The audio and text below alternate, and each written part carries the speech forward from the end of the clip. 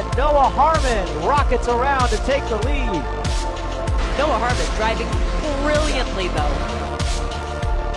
Noah Harmon, unbelievable, first time on the podium. Harmon, he's shown top 5 speed this summer here, Ralph. So thank you to everyone who's supported me all year. So this is awesome. It's the run to the line. Workman's off the track. He's got all 4 Michelin's over the white line. He's defending. Everything interesting happens off the racing line. We've got Noah Harmon in the studio with us today. He is one of the sharpest young drivers in American motorsports. Noah won the 2024 Mazda Shootout, ran a full rookie season in both MX-5 Cup and Trans Am Series. He finished P6 in both championships, came within inches of the Rookie of the Year award, and he's doing it all while attending UCF in Orlando. Noah, welcome to the show, man. It's great having you. It's great to be here. I'm really excited. Yeah, we've been wanting to have you for quite some time. So let's get into it. Let's start at the beginning. Your karting experience. You started relatively late at 14. Talk me through that. Did you ever feel like, oh my gosh, I'm starting kind of late compared to the 5-year-olds that, we've heard about starting in, karting? Yeah, I mean, I think going into it, you don't really know like that you're old at 14 going into karting. It's kind of ridiculous to say. Yeah. But yeah, I mean, my dad and I, we've always grown up racing fans, gone to Daytona 500, went to the Rolex 24, being from Orlando and Daytona being right around the corner. But we're like, oh, let's go go-karting one time. And, I'm sure my dad regrets that now, taking me to Orlando Kart Center for that first time. And yeah, it's kind of you get into karting pretty seriously. And then like you realize pretty quickly, it's like, oh crap, these guys have been doing it for a long time. I mean, still guys I race with today have been racing 10 years more than I have. So what was that progression like? Did you ever feel like, my gosh, I'm never going to catch these guys? Or was it relatively quick? I think there was an aspect of that, especially in karting, of like these guys just like it's they're in their 5th memory. year. Yeah, I mean, like going.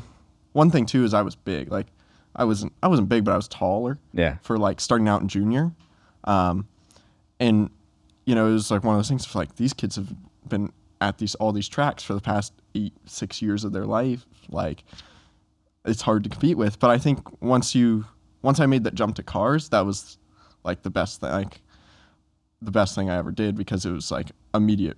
Like everyone kind of not starts over, right? But like it's like a reset for everyone. Like kind of everyone goes back to zero almost. Of like now I had a chance. Sure. Now I was like the same as everyone else. I would imagine also that as a teenager, like we have very fragile egos, especially as young men, as teenagers. So if you're up against a competition that's already been doing this for 5, 6, 7 years, kudos to you for sticking it out. Yeah. I mean, there was a lot of, especially in the karting days, I'd say there was a lot of frustrating weekends, especially down at Homestead. Yeah. But we had success in karting too. But yeah, making the jump to cars was great, because it was like all these kids I'd raced against and that were like the top of karting. It was like, oh, I'm not any worse than that. Like we're all starting at the same point now, and we were all the same. Like, and how many years were you karting before you made the jump to cars? So I started karting when I was 14. I drove a car for the first time at 15, and then like fully moved to cars, I think I was 15 and a half or 16. Yeah, so you didn't have to suffer in the karting world for very long before no, the it was button was reset. That's very quick. Yeah, karting that's true. experience. But it was also just because of age, right? Like it was like I started at 14, and then it was like, I mean, I rate like there's kids in Trans Am who are 15 now. It's like the jump to cars keeps happening early and early. Yeah, that's crazy. It was like I started karting, and it was like, oh crap, if we're gonna keep doing this, we gotta try to move up. Do you think being a late starter in karting forced you to grow up faster as a driver? I think so. I think it's like drinking through a fire hose of like just trying to process as much as I can. I think everyone in racing too like has to grow up a little bit quicker. Like you know, you have to be mature, especially when you go to cars, of like being at these big events or being in front of people who could potentially sponsor you. I think there's part of that. But yeah, I think the learning curve in karting was definitely pretty big. And So let's skip ahead a little bit. You told me also that you raced in Spec Miata and SCCA. You did the Lucas Oil Racing School, and you also raced like 1 or 2 years with Farah in Pro Spec Miata. Yep. From there, you attended the Mazda Shootout. Yes. Okay, let's talk a little bit about that because I find the whole shootout very interesting. We've never really talked about it. Can you tell us what it is, what it entails, and why kids go and compete in this? Yeah, I mean, the Mazda Shootout is a annual competition that Mazda puts on. They fund the whole thing. It's basically a scholarship to go race an MX-5 Cup, and they also have a secondary one. There's two shootouts technically. There's the MX-5 Cup shootout and the Spec MX-5 shootout. I never was a part of the Spec MX-5 shootout. The Spec MX-5 shootout was more of like kind of grown in more recent years, and it's supposed to be more of like it's like the first step now. Right. But I never did it, so I'll stick to the MX-5 Cup shootout. It's a scholarship to go race an MX-5 Cup to go pro racing essentially. It's $150,000. The scholarship. Yes. Yeah. Wow. To that funds your MX-5 Cup season, and it's a big competition, and like I'll call us all the Mazda kids, right? Like there's the Mazda grassroots racing ladder is quite massive now, and there's so many kids now trying to get to the shootout, and I was part of it. And it's the goal for I think most people there is to go to the shootout, and it's a big process. It's determined on results, presentability, how you speak to a camera. But the start of it is like if you do well enough in, let's say, Pro Spec Miata at FARA or Spec MX5 in the SCCA, you get nominated. Right. And who nominates you? It's a collective group. I think I'm not 100% sure, but I'm pretty sure it's like the people at Mazda working, whether it's Jonathan Black or Applegate or Josh Smith. So the process of like figuring out who's going to win the shootout isn't just who's the fastest, right? What other components go into that? Yeah, so it's a lot of, I think a big part of it too is presentability and representing Mazda as a brand, right? Because if you win the shootout, you're going to represent Mazda for the next year, which is, I mean, a massive thing coming up. It's something that I always have on my resume. And like the first step of the shootout is, so once you get nominated, so there's about 40 kids, I think, on the initial list. That list gets narrowed down through a process of like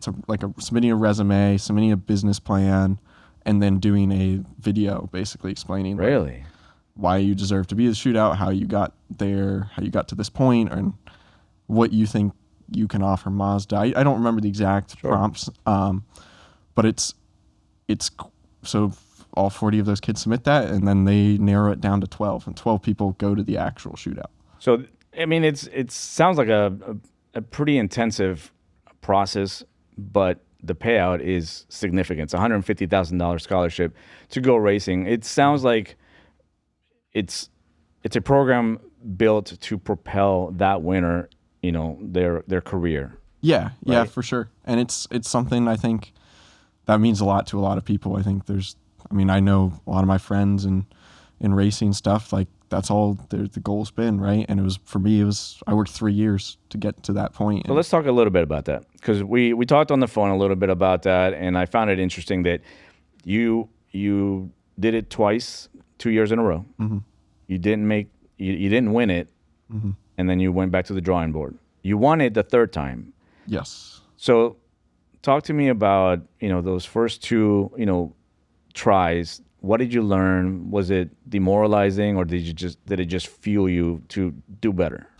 Yeah, so the first year was like early on of starting Spec Miata, and like I thought I'd done enough to get nominated at least. I don't think I necessarily thought I had a chance to go win the shootout. I was not ready at that point. You knew that going into it. Well, I mean, you don't know going into it because you haven't been like nominated or anything. Like the first year, that was like I had been in a car for like a few months at that point. So I was like, I wanted to be nominated. I didn't even make the big list. It was like, okay, we need to like do some things and start working on it. So that's when I, started doing more and more Spec Miata, and then did Spec MX5 for the first time, or my first season in Spec MX5. And then the following year, I got nominated, and then I got selected to go to the shootout. This is Westin won that year, so he was the year before me, before I won. So that would have been 2023. Yes, yeah, it was the 23 shootout. And you won the 2024 shootout. Yes, yeah. So I went to the shootout, thought I did enough, went through the whole process, thought I was quick enough, and they've told me that I was quick enough, but my off-track stuff wasn't polished. Wasn't very good at that point.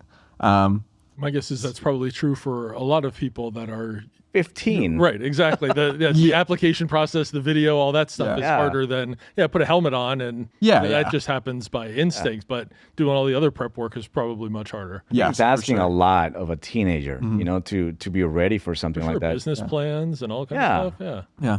No, it's like the 23 shootout. I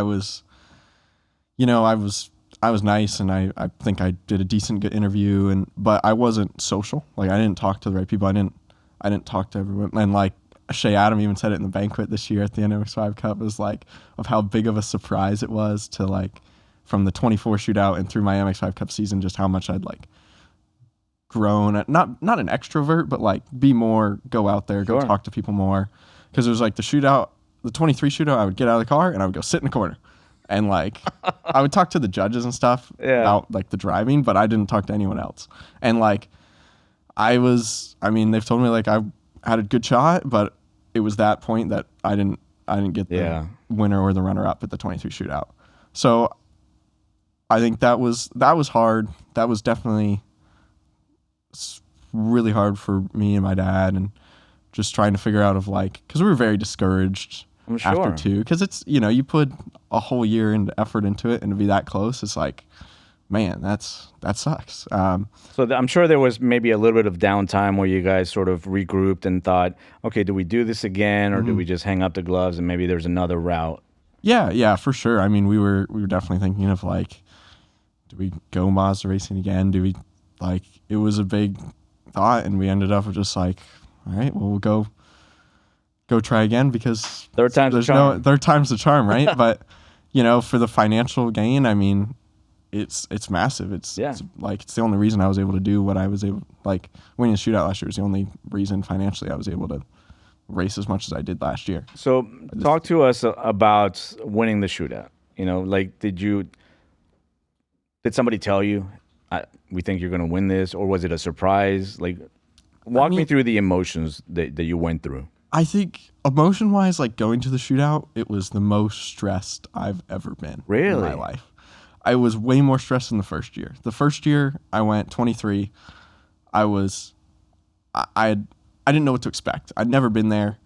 I didn't know what the shootout was about. I knew what I wanted to get out of it. I knew it was going to be a big deal, but I didn't understand the emotions of it yet. Right. So going into 2024, it was I know exactly what everything's going to be like. I know, how it's going to feel, what the on-track session is going to be like, who to talk to. And I knew I just had to go and execute.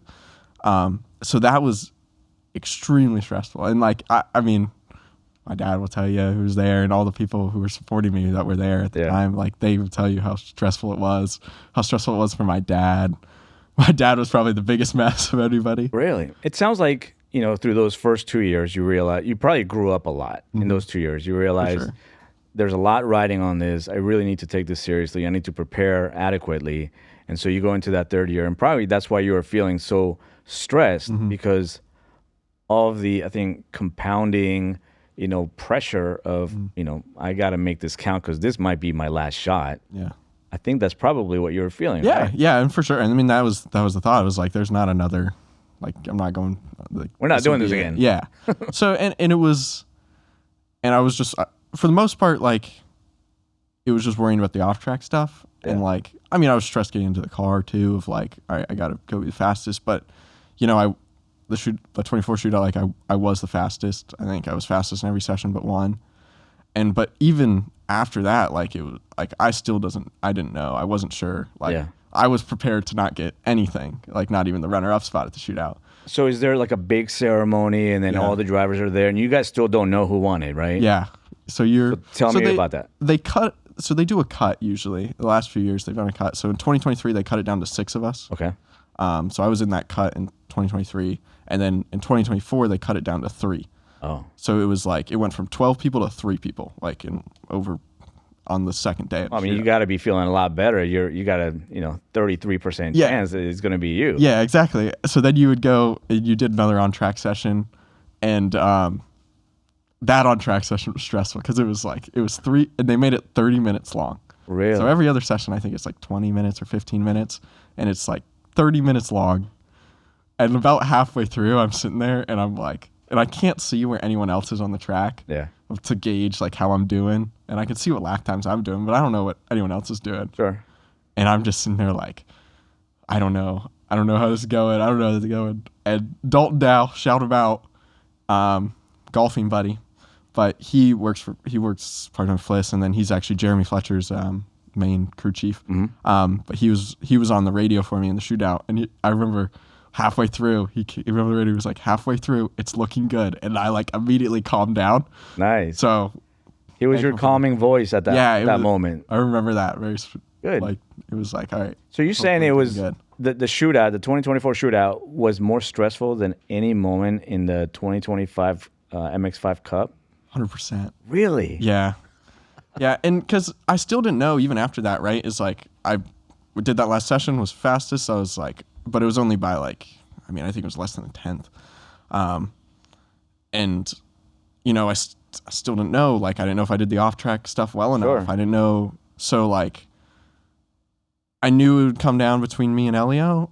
And it was just like, all right, we'll see what happens. And they called my name, and I was like, holy crap, won the shootout. Nice, man. Well, congratulations for that. That's amazing. Yeah, and it was awesome. And my dad was crying, and, yeah. And there's a great photo of him and I, and it was awesome. It was the best moment of my racing career. Want to drive on a real racetrack but don't have a car? Velocity Track Experience offers track-ready car rentals for HPDE and racing. Whether you're flying in from out of state, out of the country, or you want full track support without worrying about prep, maintenance, or transport, this is your arrive and drive solution. From an agile Mazda MX-5 to a fully prepped BMW race car, Velocity provides everything you need to hit the track with confidence, including expert support and optional coaching.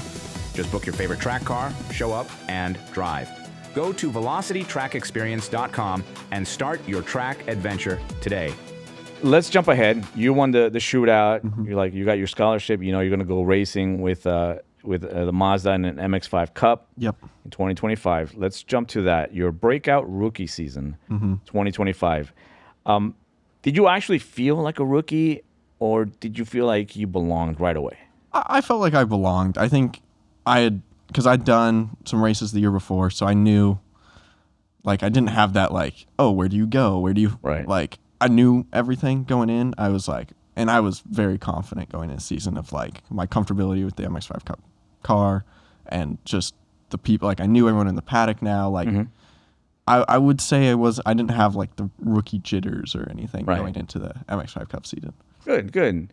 So, right off the bat, you felt like you belonged. Yeah. That's good. And you're going to school at the same time. Yes. Not all this is happening. And what grade were you in at the time? So beginning of this year is freshman year. So second semester of freshman year of college. Which we're going to get into a little bit later. The double life that he leads. In fact, you go to UCF. Yep. I went to UF, and we have the USF cows. What are you guys? You know what? Keep it up. How'd you do this year? Good? Going to a bowl? Oh my No? God. Oh, okay. We are. Yeah, it's let's not talk about that. So like 3 different schools sitting right here. Got the whole. Let's talk about Rookie of the Year. Okay. I have watched. I watched as many races as I could. Luckily, they're all online, so I was binge watching them, and I was heartbroken when I heard your name. The last race, Road Atlanta, Noah Harmon got Rookie of the Year, and then I'm checking. I'm like, no. Like, everything else says that somebody else got it. Yeah. Do you think he should have gotten it? I mean,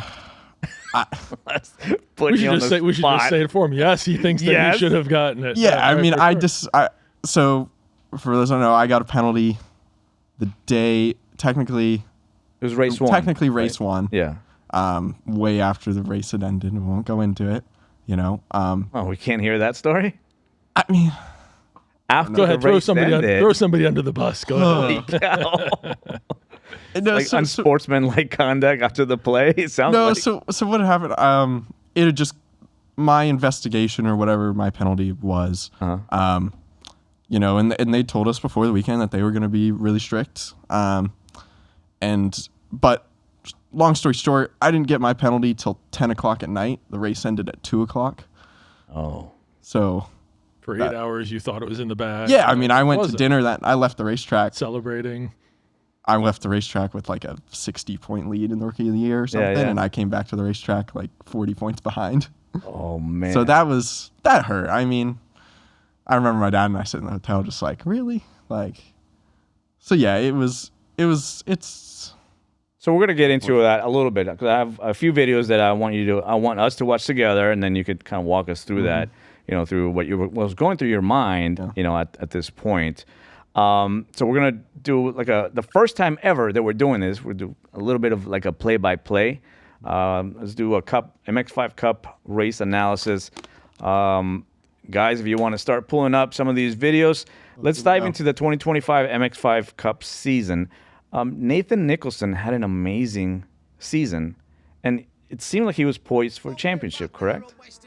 I mean, yeah, I think Fletcher was the favorite going in. Fletcher or Tyler. So this is a clip one. This is Road Atlanta race one, last lap. Yeah, this is actually where I get my penalty. What happened here? For the first wreck right there. Yes. I think Nathan just didn't realize how far left he was. He obviously got the penalty because I saw it in the points because he ended up finishing, I think, second. Which, by the way, the end of this race is just absolutely crazy. Yeah, yeah. I mean, he still finished second. Like, yeah. I mean, I think you know Tyler being a teammate and stuff. Like it sucked to see Tyler. That's right. Both of you are on BSI at that time. Like that. I think Nathan just. Like kind of scooted over a little too much. Scooted over a little bit too much. I mean, we're trying to side draft, right? So you're just, and he's kind of in the worst spot there of being on the outside, watching the two guys on the inside kind of go around him. So I'm sure he was just trying to get as close as possible side draft, and it just contact happened. It sucks. And and I think that was pretty much Nicholson's season, right? At least the championship was lost at that moment. I think the championship was basically done after that. Yeah. But in that clip, well, you can't see it, but that's where I got my penalty. Was I keep hearing you hear it. You know, whenever they mention you, Noah Harmon pending investigation. I was like, what investigation? Yeah. So that's what you're referencing. Yeah. So in the background, you can see I make contact, or you can't see it, but I make contact with someone. Okay. Like while the wreck was going on. So clip 2, which we don't have right now, but we'll put it up in post, is race 2, final race of the season, Road Atlanta, under yellow flag. You're following Nicholson. Yep. And Nicholson's car goes down. He pulls over to the side. What's going through your mind? I was just like surprised. I mean, holy shit! I was like, I'm gonna win this. Yeah, I was thinking that. I was like, oh, this is nice. I could start. I don't have to deal with anyone else. They all have to deal with my starts now.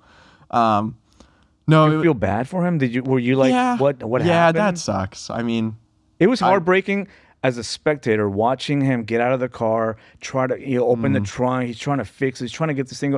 I felt the entire pressure of a whole season at that moment. I felt so bad for him. Yeah, it really sucks. And I mean, you know, to end the last race of the year like that is brutal. And, you know, Nathan and I get along well. We've wrecked each other in the past. And then There's some great video of that. But we play FIFA together all the time now. So shout out to him. I'm gonna beat you tonight on FIFA when I get home. We've been trying to get Nathan on the podcast for some time. Our schedules have not lined up, but I definitely want to get his take on that because he had a fantastic season. Yeah, it really sucked to see, and it was like, oh man. But the funny part of that was, so the car I drove the second half of the season with BSI, its nickname is the Chick Magnet. Nicholson? No, my car. The car I drove. The nickname of the car is the Chick Magnet. And the reason for that, and maybe I shouldn't say this much, but I'm going to be throwing Christian under the bus a little bit. Christian will find this hilarious, hopefully, when I show this to him. It was his car. I was driving his car, and he had gotten a new car. But it's called the Chick Magnet because over the course of the season in that car, he had contact with about every girl on the racetrack.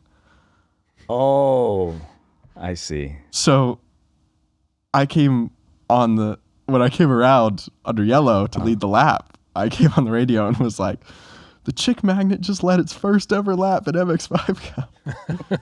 So nice. Maybe we don't include that. I don't know. So, Ben, if you can pull up clip 3, the second clip that I sent over to you, this is you finishing the race in P2. Mm-hmm. The announcers, you could hear the announcer saying, Noah has won the Rookie of the Year. Yeah.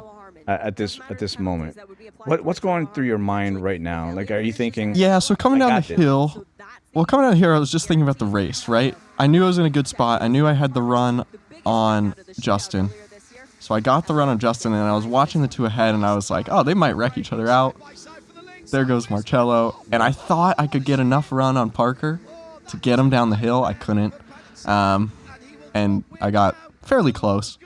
But Rookie of the Year wise, like, I knew where Elio was in the points, and I knew where I was in the points, and I saw him right behind me, and I was like, there's no way I won. Really? I knew. Were you thinking about all this while the checker flag is flying and you're passing it? Yeah, I knew I didn't win, and then there was a lot of confusion because, like, on the radio they told me I won, and then when I came to the pits they told me I won. Yeah. But at first I just thought Elio must have had a penalty or something, and that would have pushed him back further enough. Right. But he didn't, and then it was like, oh no, Elio did win. But yeah, I mean, it is what it is. That's racing sometimes, and Elio's an awesome dude. Love hanging out with him. So he deserves it just as much as I did. And awesome. I had such a fantastic time watching you guys race. You did some of your great races this season was in the MX-5 Cup. You did great in Barber. Mm-hmm. I think you finished in the podium, right? Yes. Yep. And you did fantastic in St. Pete as well. Yes. Yeah. St. Pete was cool. Driving on the street track was like so fun. Yeah. It was an absolute blast. Is it hard to get used to, just the walls being like so close? It was cool. Like, it was a little weird. Like, the first practice session I remember, I was like going through one of the tight sections, and you're looking like straight out into like the building, I think it's like a bar across the street or something. Oh, yeah. And I remember like I get close to this wall and I could like see the toppings on this guy's burger. What? And I was like, I couldn't, you know what I mean? But like I saw this guy was eating a burger, and I was like, wow, I'm close to this guy right now. But I loved it. It was a blast. Was that like your favorite course of the year? By far. It was the coolest event, coolest track. Like, it was awesome. Well, plus you're sharing the track with a bunch of other people that weekend, right? Yeah. The Indy cars there. Yes. Right. It's all part of IMSA. Uh-huh. Yep. Yeah, no, it was really cool. Race 1 was quite eventful. I got pushed into the wall. Oh, yeah? Yeah, I got like basically driven into the wall down the straightaway, which was fun. So my car, like the steering wheel was like this the whole race. Oh. But it was still, I mean, we still finished, I think I finished 6th, that race 1, and then I can't remember, I think race 2 was also 6th, but race 2 was, I know, race 2, so we were after the IndyCar race. Uh-huh. So, like, the amount of rubber buildup on the track after the IndyCar race is incredible. I mean, but I wasn't apparently thinking about that on the first lap. So into the hairpin at St. Pete, you know, because of all the IndyCar rubber, there's a very defined line, and offline is like, there's no grip. Yeah. I remember I popped to the left going into the hairpin to try to, like, kind of late apex it and set it up to try to get the run down the straightaway on the guy ahead of me. And I hit the marbles and I lost like 5 spots. I mean, I was immediately like counter steering, like trying to stay on the racetrack basically. Yeah. Of just the pure rubber buildup from the IndyCar. I think it was race 1 at St. Pete that Todd Burris got into a bad car wreck, into a bad wreck. Yeah. I was watching that one actually, live as it was happening, and I saw him going into the wall, and then everybody was kind of leaving the scene except him, and that's when I started getting worried. I was like, "Oh man, this doesn't look good."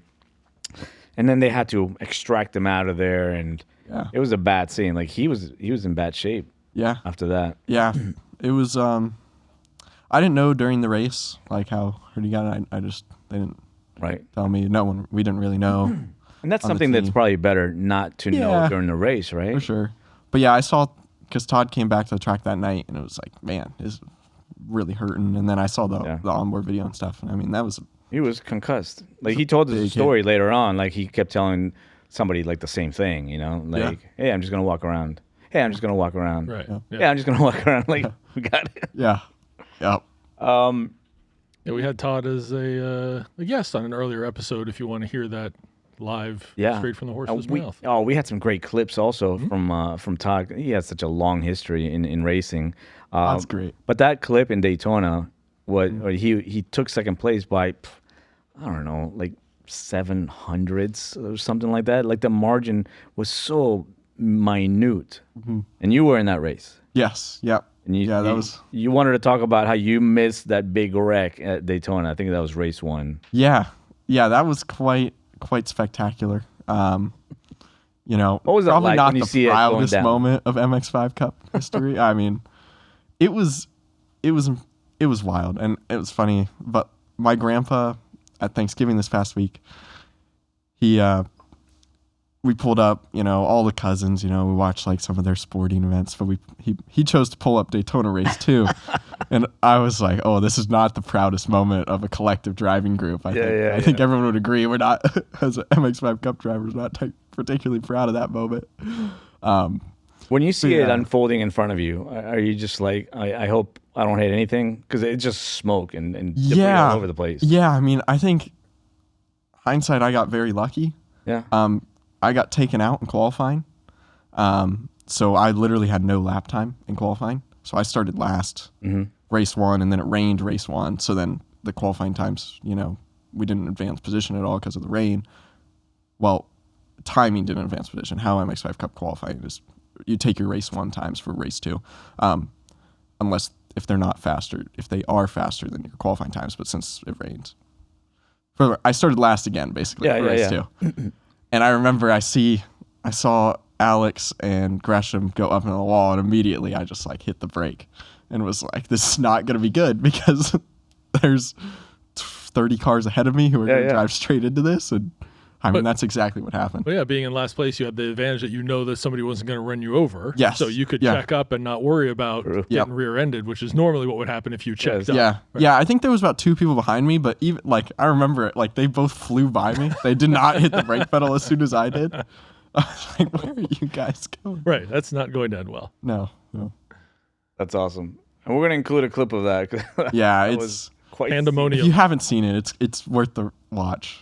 Just MX5 Cup in general, like every race is amazing. Yeah, I'm willing to say that I believe it was Senna that said karting is the most pure form of racing. I would say that driving any kind of spec Miata is probably the second to that. Would you agree with that? Yeah, I think so. I think just with the drafting and stuff, like you're constantly around people. It's just there's no. You guys are mad. You're just racing. You guys are just absolutely mad drivers. Yeah. Well, there's just like the lack of disparity from a performance standpoint of the cars, right? Yes. It all comes down to the drivers. And obviously anybody that's made it that far is a highly competent and capable driver. Yeah. So, it is fascinating to watch. Yeah.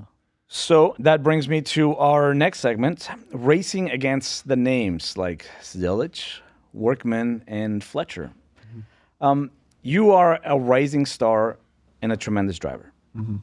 And you've competed against other incredible racing names like these guys that I just mentioned. What is it like to race against them? I mean, it's not like racing against anyone else. You don't think about it. It's just somebody. No. It's just Joe and Bob. That's yeah.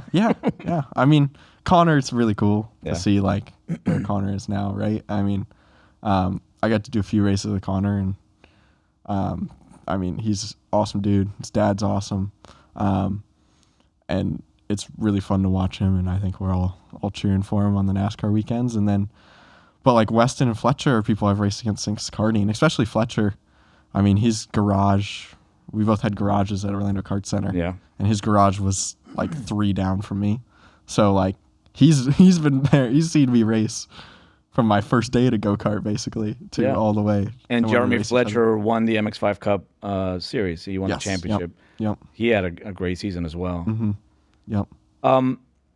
Who do you think is the most naturally gifted out of those 3 drivers? Fletcher, Workman, and Zilisch. I think Connor. I think Zilisch. Yeah. I'd say Zilisch. I would probably agree with as little as I know, but I mean his progression has just been.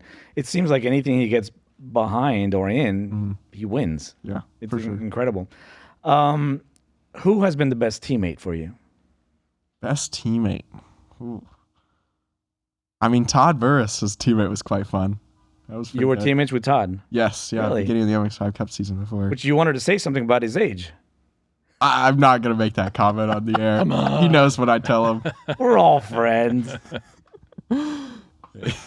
So you like Todd? I like Todd. Todd was a good teammate. Who else is there? He's like a second grandpa, really. Jeez. Todd is. He's going to love that comment from you, Mike. I did not say that. I want to make that very clear. Who else was there? I think I already know the answer to this, but was there ever a moment where you finally thought, I'm not chasing these guys anymore. I'm with them. I'm part of the pack. Was there ever a moment like that, or you just been racing with them for so long that it's just? Yeah, I mean, I think with the fellow like the kids coming out of karting when we all went to cars, I think there was that feeling, and then I think too there was a feeling of that my first MX-5 Cup race, like my first MX-5 Cup race was 2024 Rolex at Daytona MX-5 race. And I qualified like 5th. Mm-hmm. And I was like, oh, I can, because, I've watched MX-5 Cup now for the last few years and seen it. And it's like, oh, now I've raced these guys. These guys aren't any better than me. Like, I can do this. So there was that feeling for sure. Good. But yeah, I'd say those were the two instances. So speaking of Connor Zilisch, you are essentially kind of following his path. He also went racing with the Trans Am Series. Mm-hmm. You raced in the Trans Am Series this year, and you did very well. You placed P6 in the series. Yeah. We finished 6th in the standings. Not running a full-time season. I missed a few races. Yeah. So it was a good result. We had 2 podiums to end the year. And yeah, I mean, the Trans Am cars, the TA2 cars are awesome. I mean, there's nothing like driving that car. It's What's it like to go from a Miata to that car? I mean, it was wild. So my first test, the power, I'm assuming, is going to be such a huge difference. Yeah, I did one day of testing before we went to the race, and like that test was about half day of testing, really. Yeah, but it was wild. Like pulling out of pit lane, I would get on the gas and immediately like, oh, too much. Too much. Like that was that was my whole first lap, was just like giving it too much gas, because in Miata don't have the problem in the Miata, right? Yeah, you just go back to full. Yeah.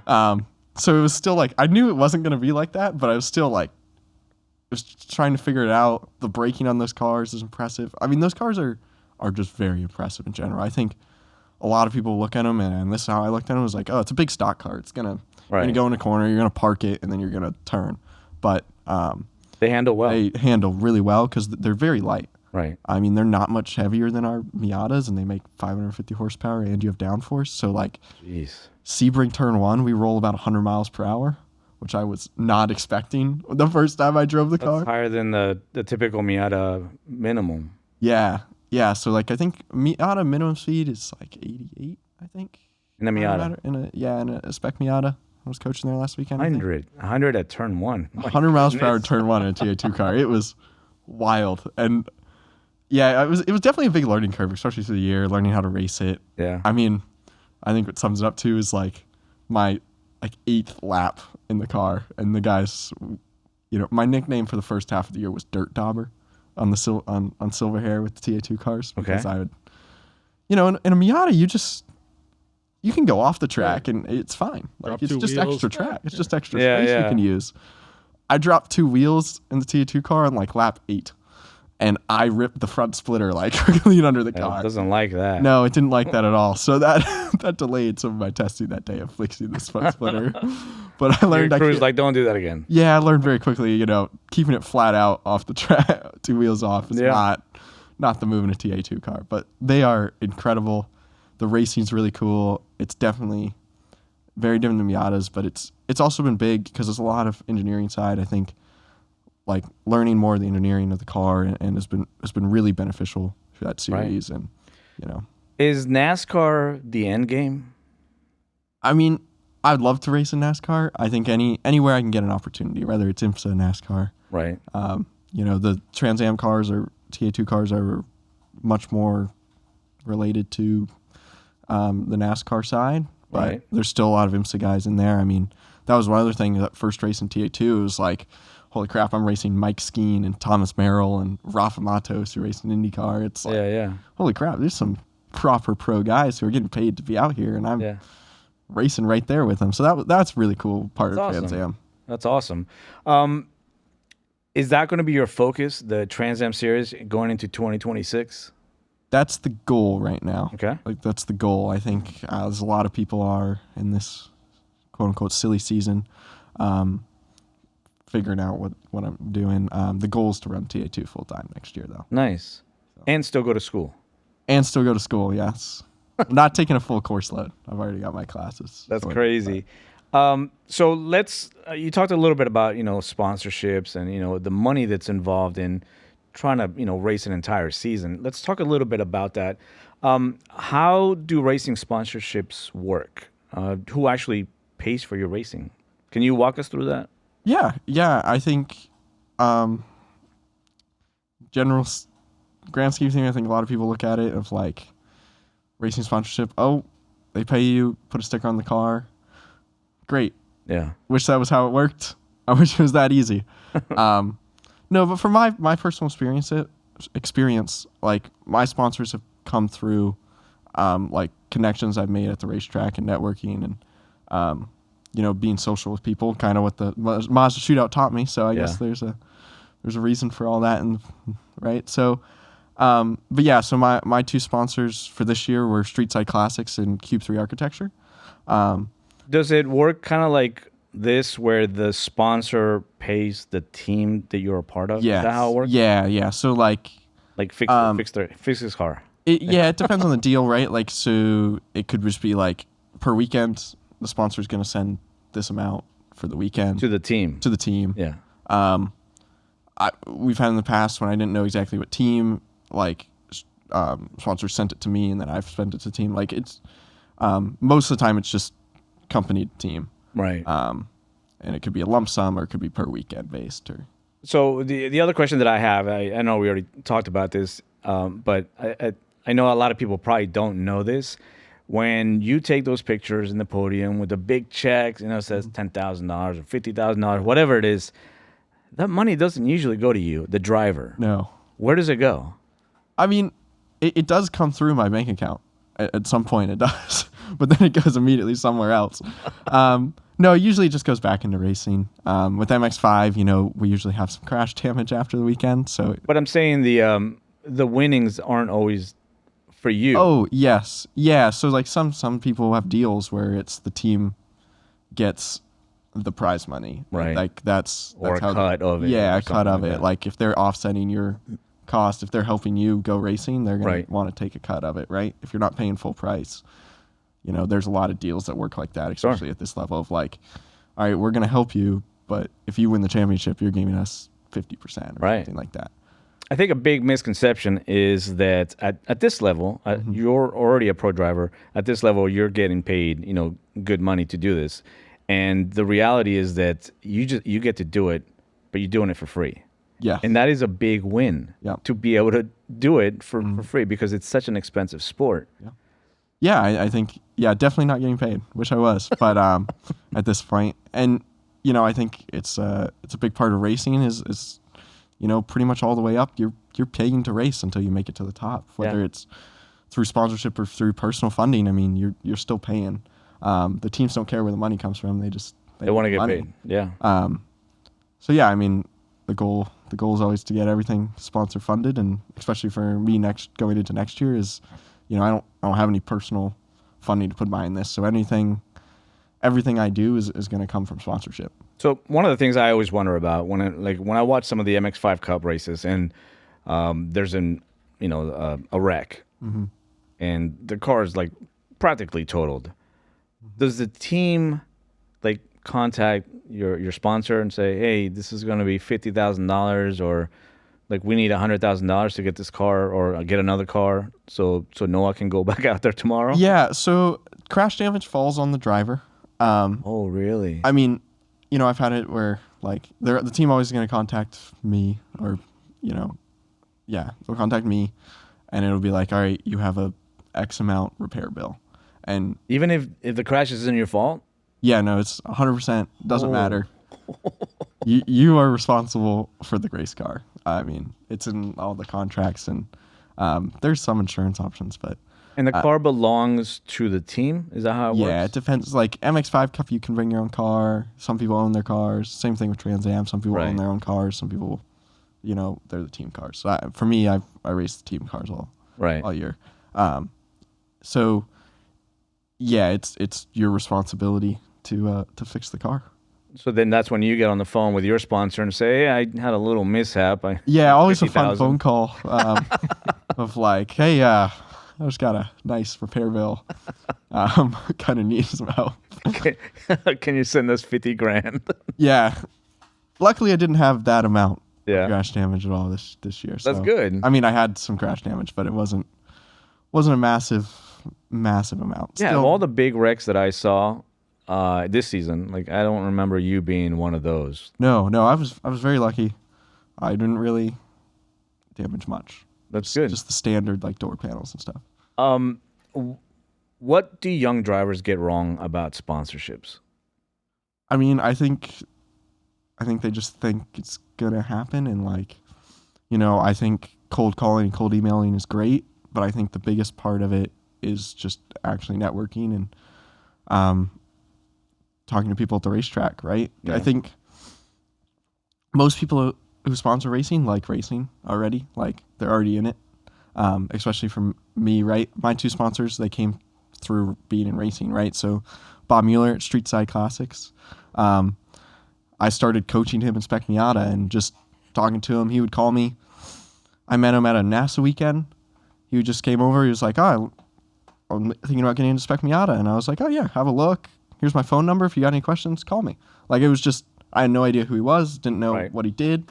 And he would call me, would chat about Spec Miata. He bought a car. I started coaching him, and then I found out he had this big business, and kind of just went from there of hey, I got this opportunity, go do some MX-5 Cup, need some help. And he said, all right, yeah, sure, I'll help. So yeah, I think personal connection, and same thing with Cube 3. It was not a coaching deal, but Nick Middleton from Cube 3, super great dude, has been has helped quite a few people in the past few years. Met him through Trans Am the first weekend I raced at Trans Am. Just started talking to him, went to dinner, and he just liked me as a person. Same thing with Bob of just Bob and Nick, I can call and talk about anything, right? It's a very just you guys are very buddies. friendly. Yeah. So I think that phone call is less uncomfortable when you have to ask for money then. It's still not very comfortable, but I think it comes from for me, my sponsorship, I feel came from just me being likable and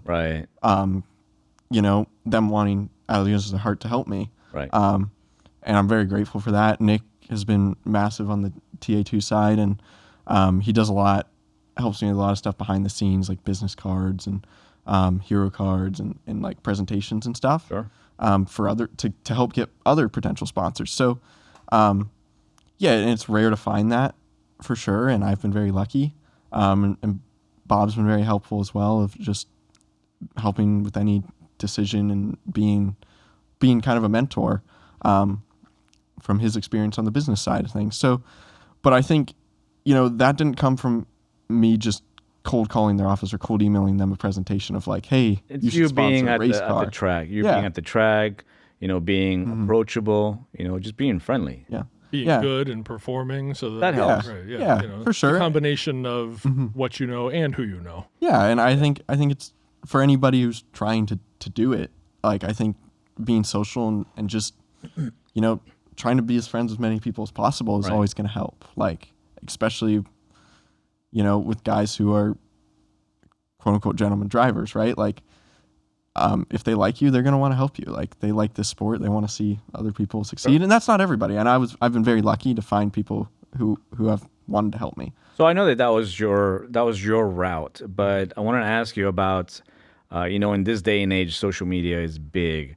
Do you think sponsors look at that? Do you think having a good social media presence is something that younger drivers should focus on to try to get more sponsorships? Yeah, for sure. I think it is really important to have a good social media. I know Nick, I'll send him the clip of this, but I know he wants me to work out quite a bit on mine and try to grow it some more. And well, we're gonna send you some free clips. We'll start cutting these up, and then we'll send them to you, and then all you have to do is just accept the the collab, and we'll make it happen. Yeah, and I think it's important in some respects for me, because of like how I found my sponsorship of like just networking, doing coaching with Bob, and just getting to know them. Like, it didn't matter for social media. Social media didn't matter as much, but for like, if you're cold calling and cold emailing people, like, it's always a point of discussion of like, well, like when I message someone or email out something, they're like, okay, so what's your social media? What is it? How many eyeballs can you reach? So, and I know a lot of kids who've gotten a lot of stuff from their having a big social media. But I think one thing, right, like, even though mine might have the biggest following, but it's still very professional. Like, all my stuff looks proper. Like, You've had some nice videos, like little compilation videos that we're actually going to be using on this show. Just kind of show what you've done. So I thought you've done a pretty good job. Speaking of social media, when we started the show earlier this year, it's only 8 months old. I think we've been very lucky that we had, I think, a relatively large network of people and drivers that were willing to come and share their story. But I think getting somebody like you, more on the pro side is going to be a lot more difficult because of our social media presence. All we had to show was 100 subscribers, 200. They're going to be like, well, call me when you have a few more. Oh, now we just crossed over the 1,000 mark. There we go. All right. On YouTube, we crossed the 1,000 subscriber mark, and I was like, okay, like we're starting to pick up momentum. Yeah. And I think that once we start hitting, maybe 3,000 and 5,000 later next year, I think, guests like you are going to be a little easier. And then, of course, having you here is going to hopefully propel others to be like, you know what? Noah did it. I want to come in on the show. I want to go talk about my story. Yeah. Oh. Let's jump into the next segment, which I've been looking forward to talking to you about this one. Your double life, college kid versus pro driver. You're a sophomore at UCF, the University of Central Florida in Orlando. What are you studying? I have business right now. Okay. Yep. And do your classmates have any idea that you are a pro driver? I mean, my classmates don't, because I'm pretty, like, when I go to class, I'm just kind of... You go back to being an introvert. Yeah, for sure. I just kind of sit there. If someone starts talking to me. Yeah. I remember we did this... we did one of those icebreakers at in one of my classes last semester, and I immediately knew. I was like, oh. Where you had to introduce yourself? Well, it was interesting to where you had to find the other person on Google. Oh. And I was like, oh, well, this would be pretty easy for the other person. This is going to be interesting. Right. Whoever picked my name out of that hat got an easy A. Like it was right after I won the shootout. So like the racer.com article was like the first thing that came up. You're all over Google. Yeah. So I was like, I'm searching for this poor guy's like something about him. And he just looked at me. He's like, I found you. He's like, holy shit, is this you? Yeah. Yeah. So I don't usually, and I think my friends will tell you, like, I'm not very like public about, like, not public, but it's not like the first thing I say to people, right? Sure. Like if you get to my know name's me, Noah. I race cars. Yeah, it's not my leading line, no. So yeah, like most of my college friends, they didn't really know, they didn't really get it, or they knew I was a race car driver and didn't know what it was, or like they didn't know at all. Yeah. And then Daytona Rolex week, some of them came out for the first time, and they'd never been to like a race before. Yeah. And they were like, holy crap, this is insane. Like, especially like for people watching who've been to the Rolex. Yes, there's like 50, 60 Miatas out there. Oh yeah, and just the scale of the event, right? Yeah. Like the Rolex is the best event to have people come to because they think you're a superstar. Right, it's like a 3-day party where everybody's getting crazy. Yeah, they looked at you different after this. Yeah, they were like, holy crap, this is like serious stuff. Yeah. So we thought you were like racing in the dirt somewhere, you know? Yeah, they didn't really like, and then they all came to St. Pete for the St. Pete Grand Prix. Yeah. That was cool. So yeah, it was cool seeing like their reactions and stuff. The change. Because I'm not very like, yeah. Like they were so surprised because I don't really talk about it that much. Yeah. Like you're very humble. I try to be. Yeah. And sometimes like, I think one thing that's been really good for me going to school has been like being able to kind of, you know, I'm always focused on working on racing stuff, but like sometimes it's nice just to like, okay, let me not think about racing for 2 hours, 3 hours, because I know like if I wasn't at school, like I would just be constantly thinking about it, which probably wouldn't be a great thing for my mental health. No, it's good to be, well-rounded. Yeah, well, to your point, that mental break of just being a 19, 20-year-old kid on a college campus doing what 19 and 20-year-old kids do at college campuses versus being worried about sponsorship and bump drafting and everything else. Yeah, and I'm definitely still worried about that, and like I'm very serious about my racing and working on the off season, but sometimes it is nice, like just like, okay, I need to worry about my calculus exam. Yeah, like I need to think about something else for a little bit. So speaking of that, have you ever used the excuse, hey, I got a race coming up, can I get an extension, asking a professor? Mm-hmm. Oh, for sure. How did that go? It depends on the professor. Like in high school, I got to use that a lot. Yeah. And it worked really well in high school. They were very accommodating. College, less so. Really? A lot of some professors are really like, oh, cool. Yeah, just do it the day before or the day after. Or they treat you like a college athlete. Yeah, or they treat me like kind of how the athlete programs work. Right. And then there's some professors that don't care at all. They're just like, nope, that's the due date. Yeah. Figure it out. And I'm like, all right, fair enough.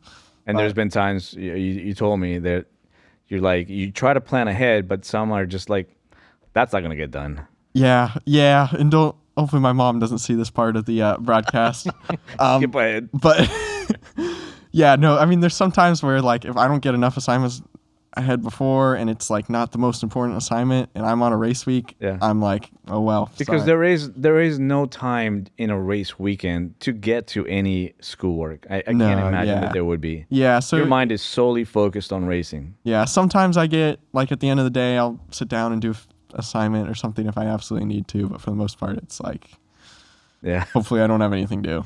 And sometimes it's like Monday morning I check my canvas and I'm like, oh, great. There's a lot of homework to do now. A lot of stuff to make up. When I imagine that you'd rather be poring over, video and data than worrying about your microeconomics 101 test. Yeah, exactly.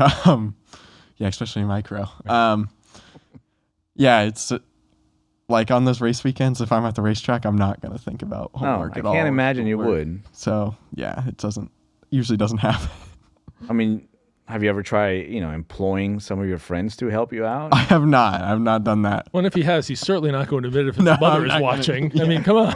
Wink, wink. I've not done that. All right, serious question. Have you ever used the I am a pro driver to pick up girls or to close the deal with a girl?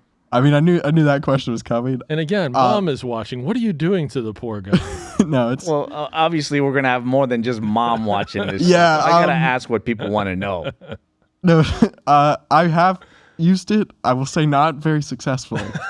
Really? In general, I mean, it works sometimes, but it's. I thought it would. Like you're 19. I would think it would work every time. You're different. You're not. You're not a a fraternity guy. Yeah. Well, like hey, I race cars. I try to use it, but my friends will tell you not very successful sometimes. So you got to work on it. Got to work on my execution. They didn't teach that in the Mazda Shootout. No, you should. Yeah, focus on business plan and sponsorship versus picking up girls, using the chick magnet properly. Yeah, no. I mean, it has worked, but it's not. Well, you mentioned not 100% shooter. When we talked on the phone, you mentioned that I guess kids now are like, hey, send me your Instagram. You share your Instagram, and then it kind of speaks for itself, right? Yeah. At that point, you don't even have to brag about it. You just they're like, oh, this is what you do. Yeah, and like even with a lot of my friends and stuff, like they didn't know I was a race car driver or something, and then like they find me on Instagram and they're like, oh, what do you tell us? We didn't tell anything. So yeah, sometimes you let it speak for it. Let Instagram speak for itself. Well, I'm gonna be very honest with you. As a 50-year-old soon-to-be divorcee, I am fully planning on utilizing the the racetrack as my stick. There you go. But people will look at your results, and that is not going to work well for you. They're not going to look at results. Because all I have to do is say, look, I'll put you on the track. I'll give you a ride around the racetrack. Right. They don't care how fast I am. Right. Good luck with it. Out there. Right. Oh, yeah. I wish you. I mean, you're on the racetrack, right? That's right. I'm not going to lie. I have used it, but it's not an 100%er. Like it's not a guaranteed. I don't think. Or at least not for me, but maybe some of my racing buddies can test that it is. I'm definitely going to use it. I can assure you it's not going to be 100%er for you by a wide margin. Well, I'm going to use that a lot better than trying to do online dating or anything like that. Yeah, there you go. All right, let's move on. All right, let's talk about fear, identity, and emotional core. People say kid racers are fearless. Are you fearless, or is that just a myth? I mean, I think to a certain extent, yeah, we're all kind of fearless. The younger you are, right? I don't know, fearless / stupid. I don't know if you want to call it that. Because you've probably never really been hurt like badly. So yeah, but there's no like association of like, this could go badly, right? Like, so no, I don't really have any fear when driving a race car, right? Like I'm confident enough in myself of like I know whatever happens, I'm gonna be fine with it, and I'm gonna. Like, when I go in a corner and I know, like, if I mess it up, I'm going to be able to save it, right? Whether I am or am not, I have that mentality going into the corner. I would imagine being a professional driver, like, you can't drive scared. There's no way to be successful if you're thinking, oh, I would try this, but something, Yeah. I mean, you have to be crazy. My question really is, like, if we were to compare a 40-year-old or a 30-year-old Noah to a 19-year-old Noah, there's going to be a big difference on like how you take some corners, like 3 wide, I would imagine. Yeah. I mean, I think like in listening to I listen to a lot of racing podcasts and like listen to some of the older guys who've, been through this all. It's like, I'm 19. I don't have nothing to lose. Like, this is great. Racing's awesome. Have you ever broken any bones? Not in a race car, no. There you go.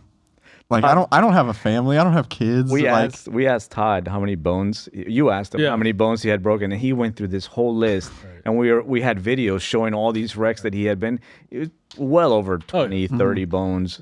And he was fairly confident that it was not the full list. He only got like halfway through it. Yeah. So exactly right. But like, I mean, I'm sure Todd will tell you about it. Like when he went to the MX5 Cup this year, it's like all of us we don't have kids. We don't have families. We don't have a wife. Like.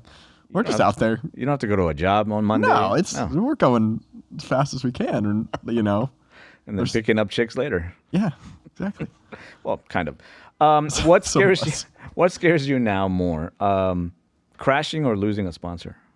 Losing a sponsor, 100%. I would figure. Yeah. No, I mean, I think even right now, right? Like, I was just on the phone with a bunch of people driving down here.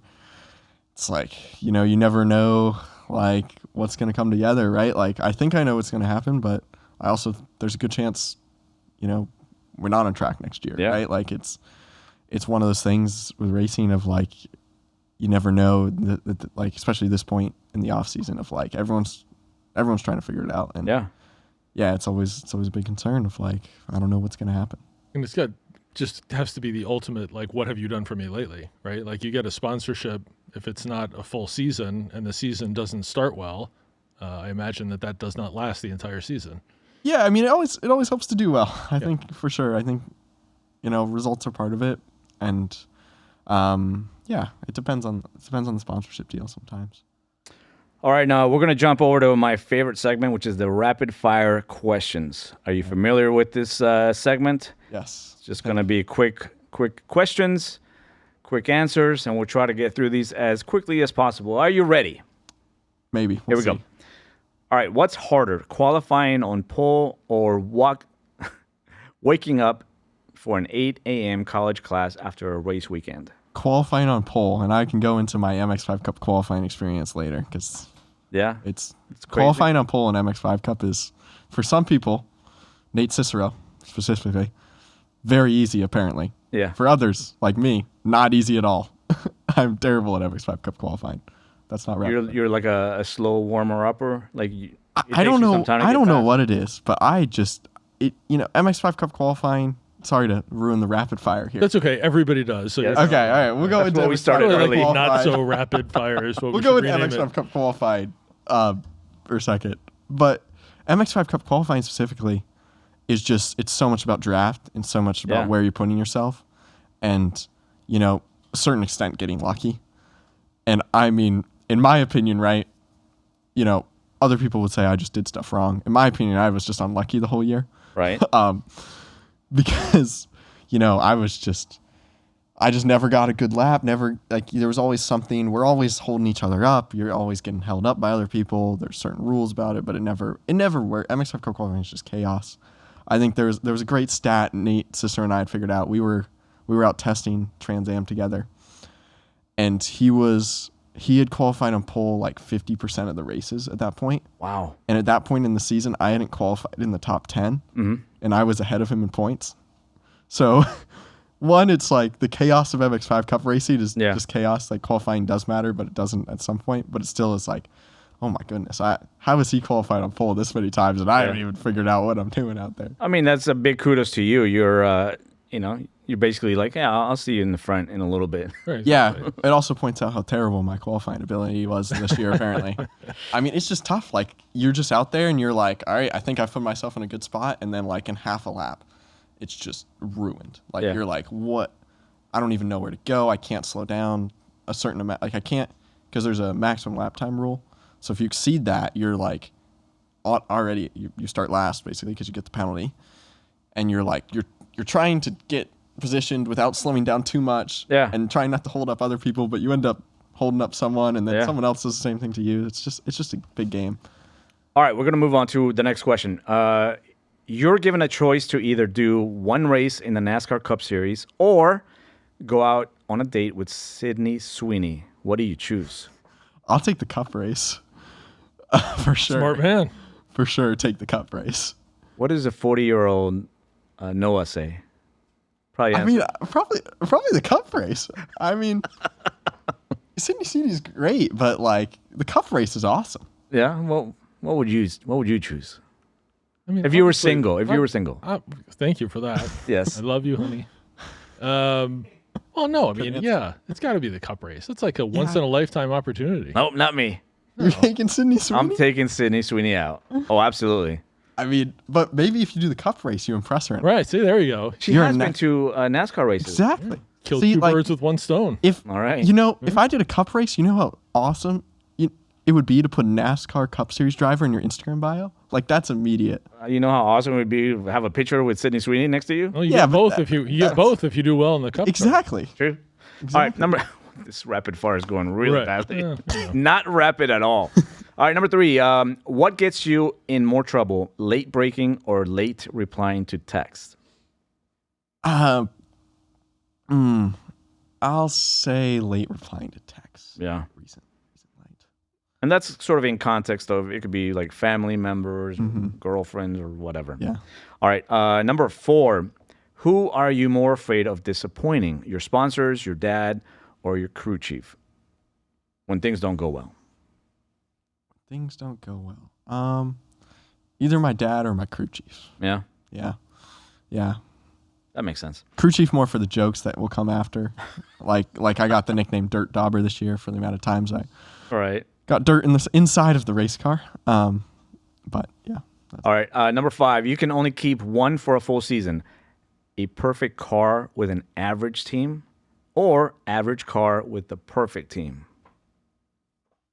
Like perfect speed wise? Or perfect? Just the car is perfect. Don't touch anything on it. I'll say average car with the perfect team, because the perfect team will make the car perfect. Okay. Working through it. Yeah. All right. Number 6, and be honest. What feels better, getting on the podium or a girl recognizing your name without telling her you race? Podium for sure, because that's never. You're a smart man. You're trying desperately to this angle, and you're just failing miserably. Well, I've never had a girl recognize me for my racing prior to meeting them. Anything dealing with racing. I'm not a NASCAR driver. They're not going to be like, oh, you're NASCAR or Sydney Sweeney. NASCAR. Right. Yeah. Okay. We might as well just cancel the rest of these. No, keep going. I'm sure there'll be one I'll answer. All right. Miatas. Adorable starter car or secretly one of the greatest race cars ever made? It's a great starter car. I won't say it's the greatest race car ever made. I was not expecting that. No. Look at that. Yep. Interesting. Okay. Number 8. What's harder to swallow? This is a repeat question. Losing a race you should have won or winning one you didn't deserve? It sounds like he's had some experience with losing one you should have won is a worse feeling, I would say. He got robbed of the Rookie of the Year, of course. Yeah. Still burned. I didn't get robbed. No, I don't know. That's what it sounded like. We'll say it for you. I think you got robbed. 20 years from now, he'll still remember it. Yeah. All right. How do you actually drive on the street? I really want to know. Like a grandma, full send, or texting? I'm a very safe driver. I wouldn't say I'm a slow driver. Okay. Because one of my buddies takes the cake on that. He's the slowest driver in the world, and I will send this to you, Eli. But no, I would say I'm not a fast driver, especially like I have a Jeep Wrangler. That thing's about to break down at any moment, so I definitely can't drive that fast. I think most racers fall into that category. We take it easy on the street because we get it all out on the track, right? Yeah. Like I don't have a need to drive fast, right? Yeah. Like it's very separate for me. All right, we're gonna move on to our guest challenge. This is where you have a chance to challenge 2 of your friends to come on the podcast. So do you have 2 names in mind? Yeah, I think. Go ahead and look right into the camera over there and challenge your 2 friends. I'll say Nate Cicero and Nathan Nicholson. Nicholson, yeah, I've been pinging him to come on the show. Gotta stop playing FIFA so much, Nathan. That's what he's turning us down. I think FIFA? He's playing FIFA too much. Oh man, he'll disagree with me, but I know he's Nate Cicero and Nicholson. Yep, those are awesome guests or challenges. You guys, if you're interested in coming on the podcast, simply go to offtheracinglion.com, fill out the form, and let us know when you want to come in, and we will do everything possible to accommodate you. Right now, we're starting to book guests around March of next year, which is roughly 3 to 4 months out. But yeah, we'll make it happen. It's been amazing talking to you, man. Really, we're looking forward to chatting with you. Thank you for taking the drive all the way down from Orlando and taking the time to come and chat with us. We wish you an enormous amount of success in 2026 and the rest of your career. And we're hoping to see your name associated with NASCAR, in the near future. And remember, everything interesting happens off the racing line. See you guys next time.